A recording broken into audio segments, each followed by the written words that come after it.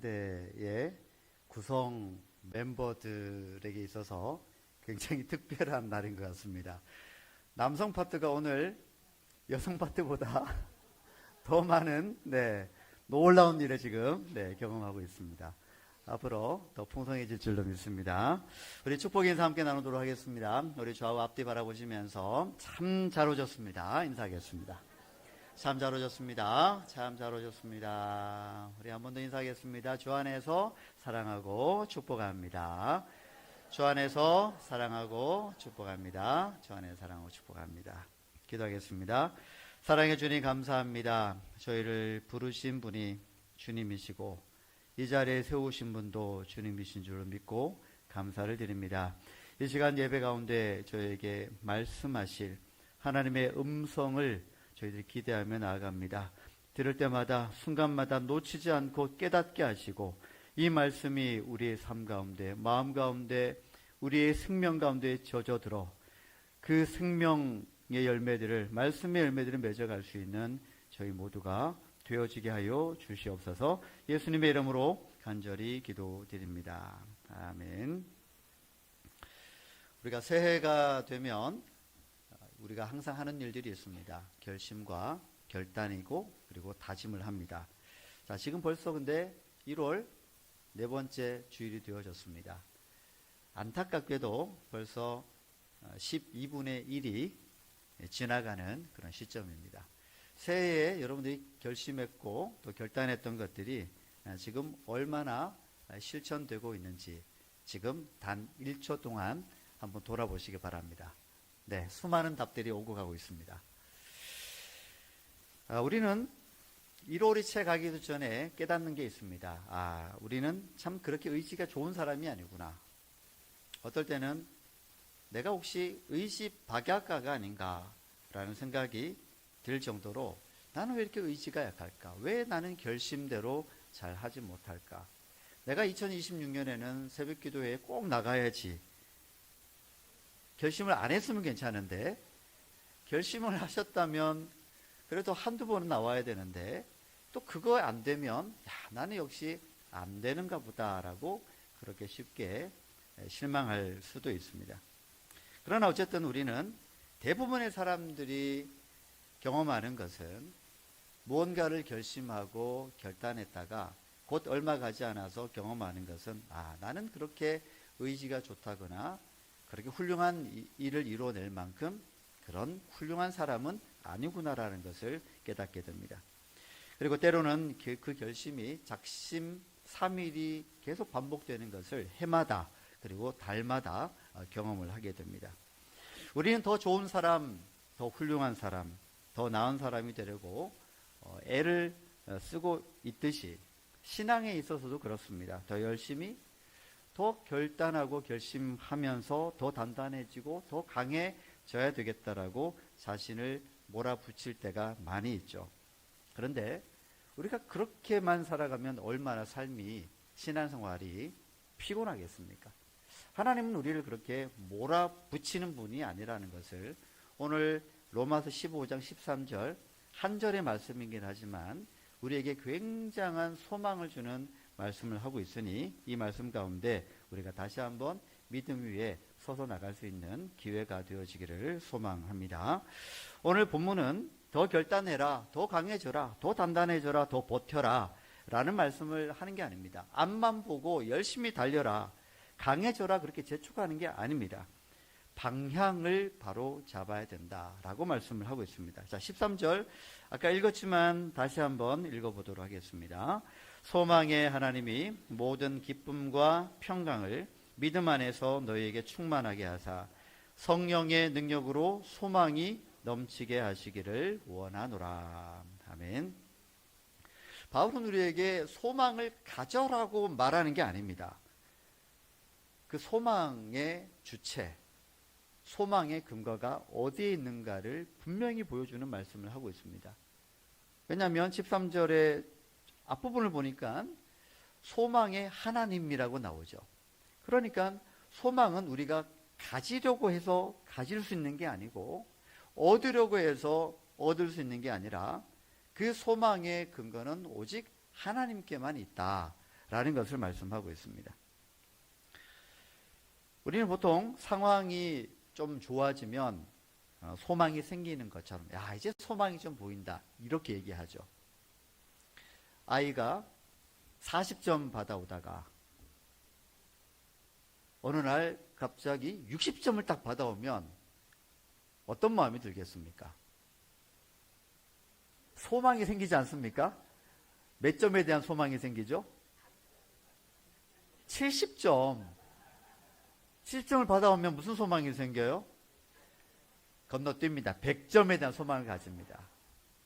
그러니까 뭔가 상황이 좀 좋아지면 소망이 생기는 것 같아요. 우리는 주로 그렇습니다. 어떤 성과가 좀 나면 소망이 생기는 것 같고요. 우리 몸이 좀 이전보다 좀 나아질 것 같으면 온전한 회복에 대한 소망이 생기기도 합니다. 그런데 상황이 우리에게 소망을 주는 게 아닙니다. 그걸 지금 사도 바울은 우리에게 전해주고 있는 것입니다. 상황이 먼저가 아니라 하나님이 먼저다. 소망에 있어서는 하나님이 먼저다라는 것을 붙들어야 된다는 것을 말씀하고 있는 것이죠. 하나님이 우리를 붙드실 때에만이 비로소 소망이 생긴다. 이 말씀을 하고 있습니다.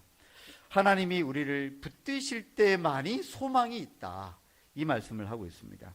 여러분, 이것을 놓치면 우리는 흔히 실수에 빠집니다. 어떤 실수냐 하면 소망은 마치 우리가 만들어낼 수 있는 것처럼 자기적인 소망에 갇혀버리고 맙니다. 여러분, 우리는 이렇게 되어서는 안 되겠죠. 소망은 하나님께 있습니다. 우리가 그 하나님께로부터 발견할 수 있는 그 소망은 또한 십자가에서 발견할 수 있습니다. 하나님이 우리를 받아주시는 근거는 우리가 괜찮아졌기 때문이 아닙니다. 여러분, 우리가 회개를 열심히 했기 때문에 그래서 우리를 좀 더 잘 받아주는 그런 하나님으로 우리가 봐서는 안 됩니다. 우리가 이렇게 잘 살고 있기 때문에, 이렇게 괜찮은 사람이 되어졌기 때문에 하나님이 이번에는 나를 잘 봐주실 거야 라는 것은 성경에 어느 곳에도 그 근거가 없습니다. 예수 그리스도께서 십자가에서 우리의 죄값을 담당하셨기 때문에 그리스도 안에서 우리를 의롭다 하시는 것, 거기에 우리의 소망이 있다라고 하는 것입니다. 여러분, 우리는 그 소망은 내가 오늘날 얼마나 하나님 앞에서 잘 살았냐, 잘 해냈냐, 잘 감당했냐, 괜찮은 사람이냐에 달려있는 게 아니라 하나님께서 그리스도 안에서 나를 어떻게 보시느냐에 달려있다는 것을 우리는 잊어서는 안 될 것입니다. 바울이 에베소서 1장 3절에서 6절까지 이렇게 우리에게 전하고 있습니다. 말씀이 나오는데 화면을 좀 띄워주시겠습니까? 네, 우리 같이 한번 읽어보도록 하겠습니다.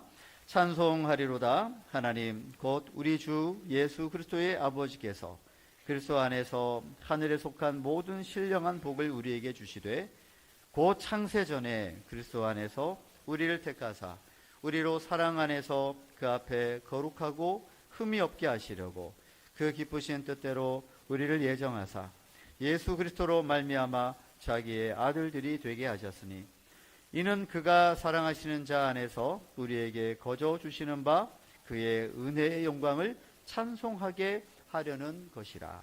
아멘. 에베소서 1장 3절에서 6절 말씀에서 계속 반복되어지고 있는 우리의 하나님 자녀됨의 근거, 신령한 복을 받는 근거,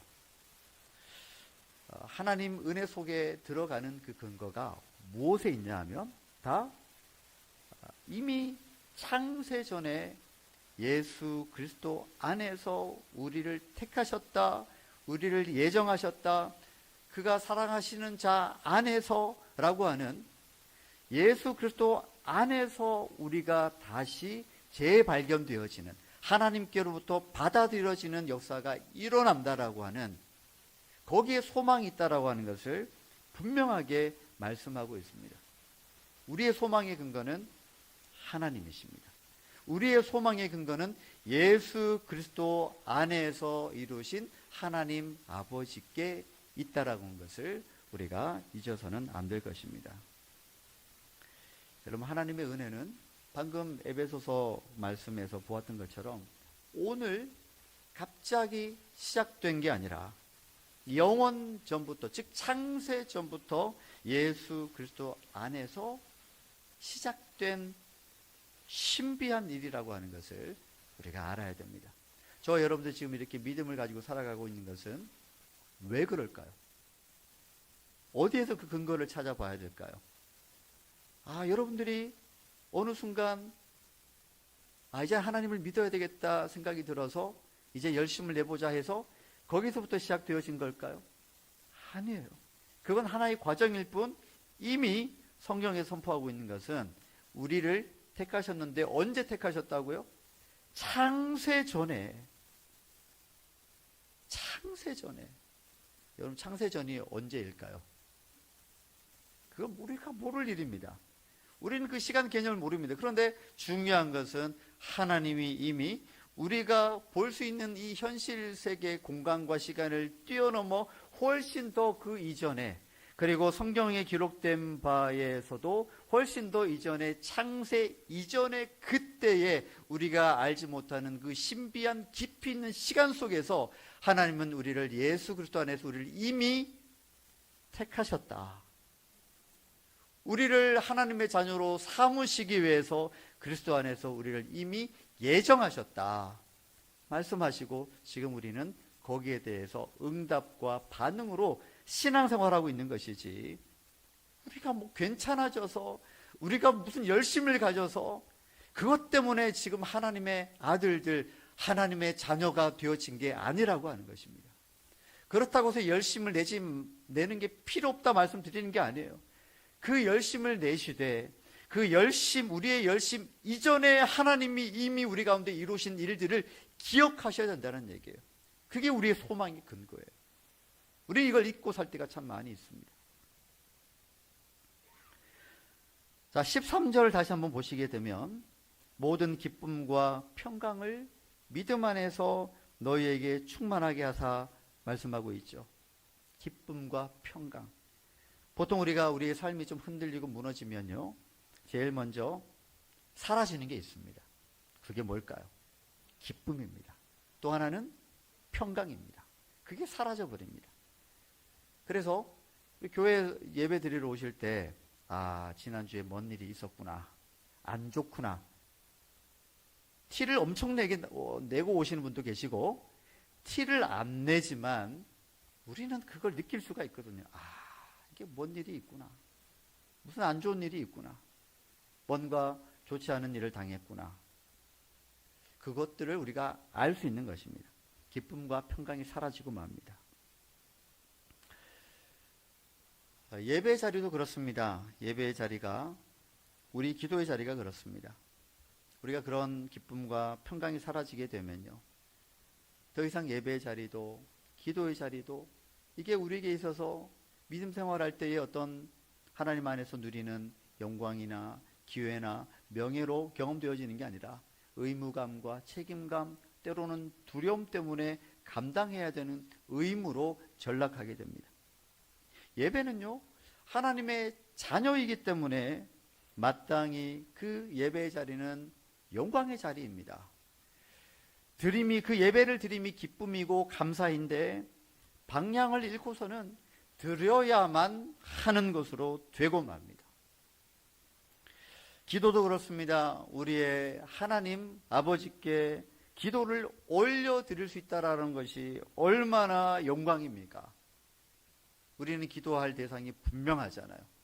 무슨 제단 쌓아놓고 기도하는 게 아니잖아요. 알지 못하는 어떤 신에게 기도하는 게 아니잖아요. 우리의 창조주 하나님, 예수 그리스도 안에서 우리를 이미 창세전에 우리를 하나님의 자녀들로 선택하셨던 그 하나님께 우리가 올려드리는 기도라면, 그것은 누가 억지로 시킨다고 해서 할 수 있는 기도가 아니라, 기도할 시간이 모자랄 정도로 그 기도의 시간은 영광이고 무한한 기쁨이 될 수 있는 것입니다.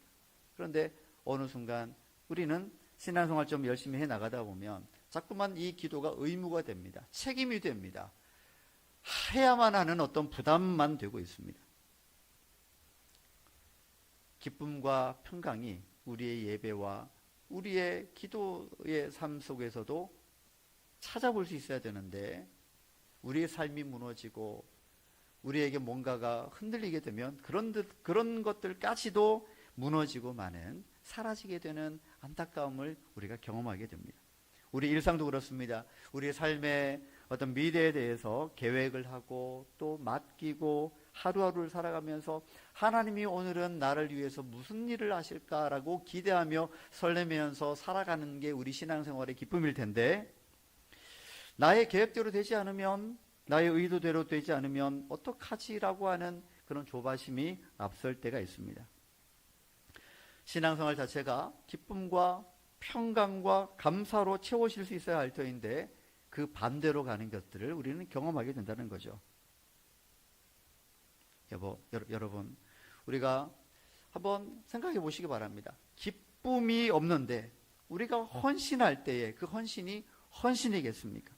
아니면 그게 소진이겠습니까? 여러분, 우리가 평강이 없는데 우리가 하는 순종이 순종이겠습니까? 아니면 순종하지 않으면 뭔가 하나님께 나에게 좀 징계할 것 같다라고 하는, 벌받을 것 같은 불안 때문에 하는 것은 아닌지. 여러분, 평강이 없으면 그렇게 될 수 있다라고 하는 것입니다. 여러분, 하나님은 우리를 몰아붙이시는 분도 아니고요, 재촉하시는 분도 더더구나 아닙니다. 아까 말씀드린 것처럼 창세전에 이미 우리에게 목적하신 바대로 하나님의 자녀로서 또 하나님의 자녀답게 살아가는 것, 그리고 하나님이 채우시는 것으로 우리가 충만하게 살아가는 것을 우리에게 원하고 있다라고 하는 것입니다. 오늘 본문에서 가리키고 있는 바가 바로 그것입니다. 하나님께서 우리 가운데 넘치고 충만케 하시고자 하는 것이 바로 오늘 말씀에 나오는 기쁨과 평강입니다. 자, 그러면 이 기쁨과 평강이 어떻게 채워질 수 있을까가 그 다음 말씀으로 나오는데, 한번 보시게 되면 그 기쁨과 평강이 믿음 안에서라고 하는 그 조건과 같이 보여지는 그 구절이 나오게 되죠. 여러분, 확인하셨습니까? 네, 그럴 땐 저만 보지 마시고 성경을 보실 필요가 있습니다. 한번 보실까요? 소망의 하나님이 모든 기쁨과 평강을 믿음 안에서 너희에게 충만하게 하사라고 되어 있죠. 믿음 안에서. 그래서 우리가 이 말씀을 잘 해석해야 됩니다. 자칫하면 기쁨과 평강은 믿음 안에서라고 하니 내가 잘 믿어야 기쁨과 평강이 충만하게 되겠구나라고 잘못 해석할 수 있습니다. 아니죠. 믿음 안에서라고 하는 말은 우리가 잘 믿어야 기쁨과 평강이 충만해질 것이라는 뜻을 가지고 있지 않습니다. 제가 어릴 적부터 교회에서 신앙생활 할 때 교회 어르신들이 기도회나 또는 예배 시간에 또는 부흥회 때마다 참 신기한 소리를 내시는 걸 좀 들으면서 자랐고요.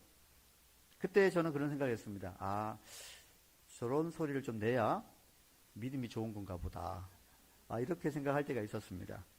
그 중에 대표적인 게 뭐냐 하면, 주여까지는 괜찮은데 주여 믿습니다. 제가 그때 그게 얼마나 신령하게 들렸는지, 저걸 어떻게 배울 수 있지? 열심히 연습을 했죠. 그래서 어떤 확신이 드는 말씀이 들리면 주님 믿습니다. 처음에는 그게 잘 못하겠더라고요. 우리가 좀 더 확신을 가져야 할수록 이 말은, 확신을 가져야 되는 상황일수록 이 말은 강해집니다. 이상하게 뭔가 잘 될 것처럼, 그리고 잘 되기를 바라는 마음이 들 때는 어김없이 이 믿습니다가 튀어나오게 되는 거죠. 그러나 나중에서야 알았습니다. 하나님의 역사는 내가 믿음을 그렇게 세게 믿습니다라고 쥐어짜야 일어나는 게 아니라, 하나님이 하시는 일에 내가 들어갈 때 그 믿음의 역사는 경험되어지는 것이다 라는 것을 깨닫고 난 다음에 믿습니다를 버렸습니다. 여러분은 자유입니다. 그게 여러분들에게 믿음에 도움이 되면 하시면 됩니다. 그런 저를 따라 하실 필요는 없습니다. 바울이 말하고 있는 믿음 안에서라는 말씀은, 그 믿음은 내가 해내는 능력이 아니고요, 하나님이 하시는 것, 하나님이 역사하는 것, 하나님이 일하심이 들어오는 통로로 이해되어져야 됩니다. 그러니 믿음 안에서라고 하는 뜻은 같은 맥락으로 쓸 수 있는 말은 뭐냐면 그리스도 안에서라는 것과 상통합니다. 그러니까 믿음 안에서라는 말을 빼고서 그리스도 안에서라는 말을 넣어도 의미는 변함이 없다는 얘기입니다. 믿음 안에서, 즉 그리스도 안에서, 더 확장하면 그리스도 안에서 가지는 믿음으로, 이렇게 할 수가 있습니다. 기쁨과 평강은 세상이 주는 게 아니죠.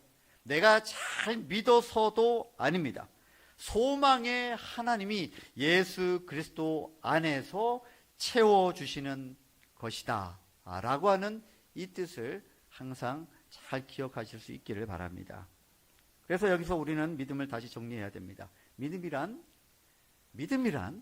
나는 괜찮은 사람이니까 나를 하나님이 잘 받아주실 거야 라는 확신이 아닙니다. 그와는 반대로 나는 지금 이렇게 연약하고 아무것도 아니고 무력하고 힘이 없는 사람이지만 나는 예수 그리스도 때문에 나는 하나님께로부터 용납되어졌다.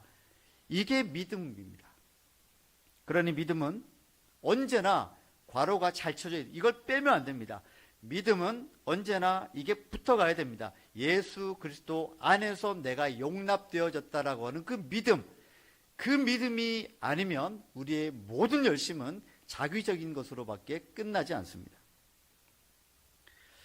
자, 그런데 우리가 이렇게 기쁨과 평강을 말을 해도 우리의 현실은 여전히 불안하게끔 우리의 마음을 흔들고 있습니다. 우리의 모든 현실들은 불안 요소들이 너무너무 많이 있습니다.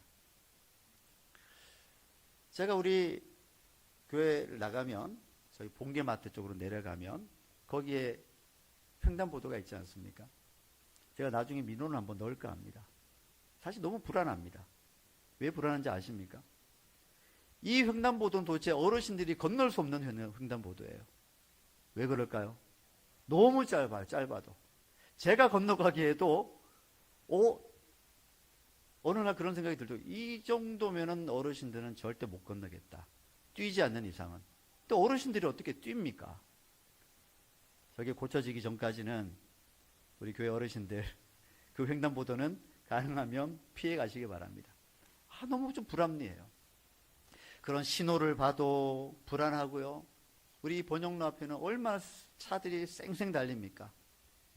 요즘 어떠신지 모르겠지만 새벽에 유턴해야 하셔야 될 분들이 보이지 않는 좌회전 차선을 그려놓고 좌회전해서 들어오시는 분들이 여전히 있다라고, 안 들리기를 바랍니다만은 그런 것들도 불안 요소예요. 저는 늘 불안합니다. 그런 것들이. 사고가 안 나야 될 텐데. 우리의 자녀들이 살아가는 삶이 또 얼마나 불안한 사회입니까? 망하면 어쩌지, 결과가 안 좋으면 어쩌지라고 하는 요소들이 주변에 깔려 있습니다. 여러분, 이 나라를 보면 여러분 불안하지 않습니까? 네, 쭉 살펴보니 별로 불안해하는 것 같지는 않습니다. 이 한국교회가 여러분 불안합니까? 불안해할 수도 있습니다. 그러나 사람의 눈으로 보면 모든 것이 불안합니다.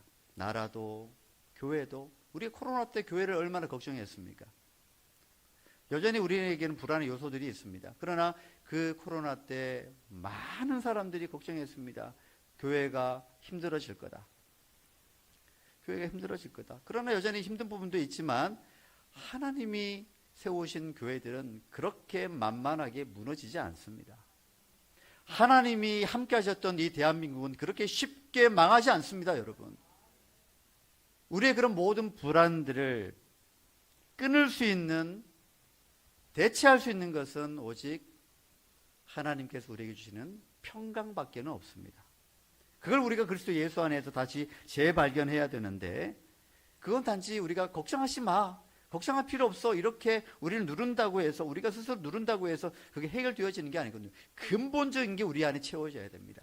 하나님께서 그 기쁨과 평강을 우리에게 채워주실 때에만이 우리가 근거 없이 생기는 그 불안 요소들이 아니라 그 불안의 마음들이 사라질 수 있다라고 하는 것입니다. 오늘 말씀을 정리하기를 원합니다. 오늘 말씀 끝부분에 보면 성령의 능력으로 소망이 넘치게 하시기를 원한다라고 하는 사도 바울의 원함이 있습니다. 여기서 우리가 가고자 하는 목적지를 볼 수 있습니다. 그것은 바로 충만입니다.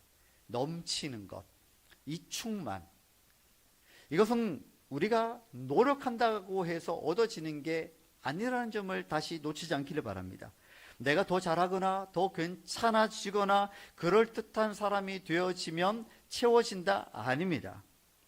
그 넘침은 오히려 비어있는 그 자리에 들어오게 됩니다. 자신의 힘으로 살려고 했던 그 의지, 그 방향을 내려놓고, 주님, 나는 예수님 아니고서는 그 어디에도 내 생명의 근거, 내 삶의 근거가 없습니다. 오직 예수님 안에서만 찾을 수 있습니다라고 하는 그 마음으로 고백할 때 그 자리에 소망이 넘치고 충만해질 수 있다는 것을 붙잡을 수 있기를 바랍니다.